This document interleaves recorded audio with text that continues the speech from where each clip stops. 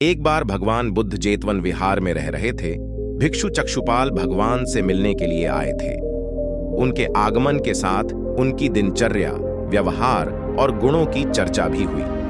भिक्षु चक्षुपाल अंधे थे। एक दिन विहार के कुछ भिक्षुओं ने कुछ मरे हुए कीड़ों को चक्षुपाल की कुटी के बाहर पाया और उन्होंने चक्षुपाल की निंदा करनी शुरू कर दी कि उन्होंने इन जीवित प्राणियों की हत्या की।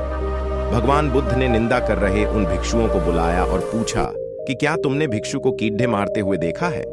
उन्होंने उत्तर दिया, नहीं। इस पर भगवान बुद्ध ने उन साधकों से कहा कि जैसे तुमने उन्हें कीड़ों को मारते हुए नहीं देखा, वैसे ही चक्षुपाल ने भी उन्हें मरते हुए नहीं देखा और उन्होंने कीड़ों को जानबूझकर नहीं मारा है, इसलिए उनकी भर्त्सना करना उचित नहीं है। भिक्षुओं ने इसके बाद पूछा कि चक्षुपाल अंधे क्यों हैं?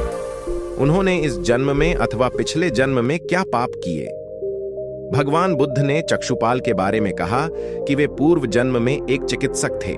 ऐसे एक अंधी स्त्री ने उनसे वादा किया था कि यदि वे उसकी आंखें ठीक कर देंगे तो वह और उसका परिवार उनके दास बन जाएंगे। स्त्री की आंखें ठीक हो गईं, पर उसने दासी बनने के भय से यह मानने से इनकार कर दिया।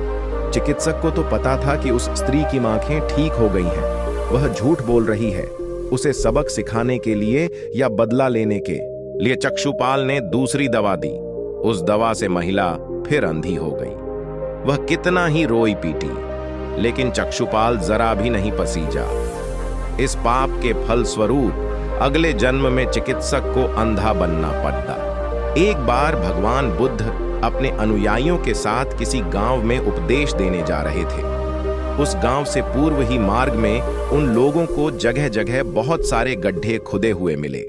बुद्ध के एक शिष्य ने उन गड्ढों को देखकर जिज्ञासा प्रकट की, आखिर इस तरह गड्ढे का खुदे होने का तात्पर्य क्या है?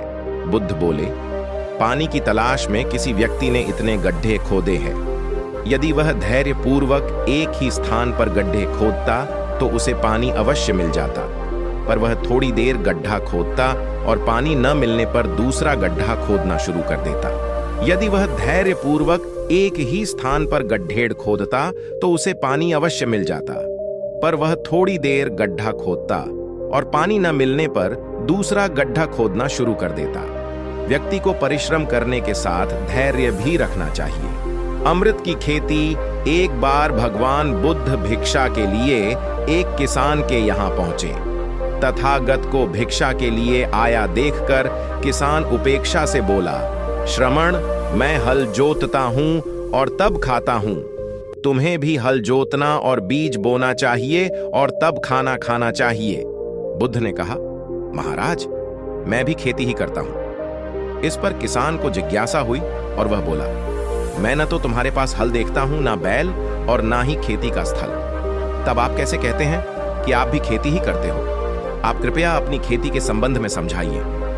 बुद्ध ने कहा, महाराज, मेरे पास श्रद्धा का बीज, तपस्या रूपी वर्षा और प्रजा रूपी जोत और हल है।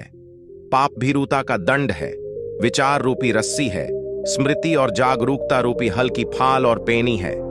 मैं वचन और कर्म में संयत रहता हूं।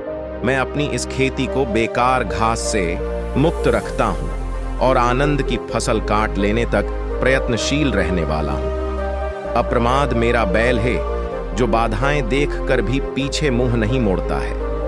वह मुझे सीधा शांति धाम तक ले जाता है। इस प्रकार मैं अमृत की खेती करता हूं। Thanks for watching the video. Channel को सब्सक्राइब करें और वीडियो को लाइक करें।